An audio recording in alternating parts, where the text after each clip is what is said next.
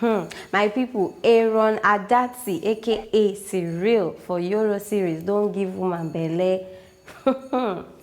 Hey, my beautiful people, this matter we I bring for you today is strong. By the way, my name is Aproko. Hey, this very person where they talk about like this, now actor, where they can't give an ambassador for abstaining from sex till marriage.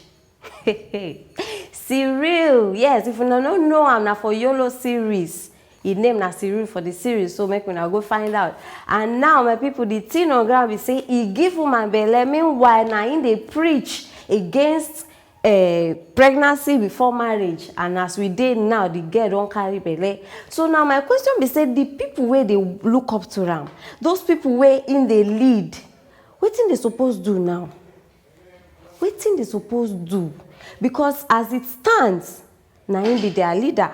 He don't they preach against these things, and now he don't go astray.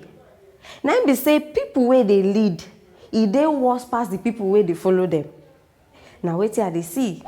I be how na see am. My people, this very person look innocent.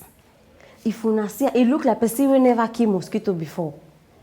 Innocent. You no go even believe say na this boy do this thing. And he still get explanation, he still get reason for the thing when he do. You feel imagine this kind of thing. Say now as impregnate woman and now he go feel lead people well. Which kind of nonsense talk be that? And people they watch him. So people when they follow him now, they hear this kind of reason when he get. It's nonsense. Now as impregnate woman, he go feel lead them well. My people, make una fear men. Men wey quiet.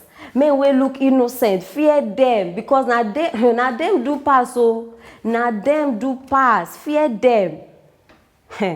Anyhow, na the matter wey we bring be this. So make I know how una dey feel. Make I know how una dey see this matter. Drop una comments. Make I know wetin una dey feel. Whether una dey in support or una dey against. Make I know. And don't forget to share this video, make it go viral, because these matters when they talk like this, it don't go everywhere. All right, I will see you now later.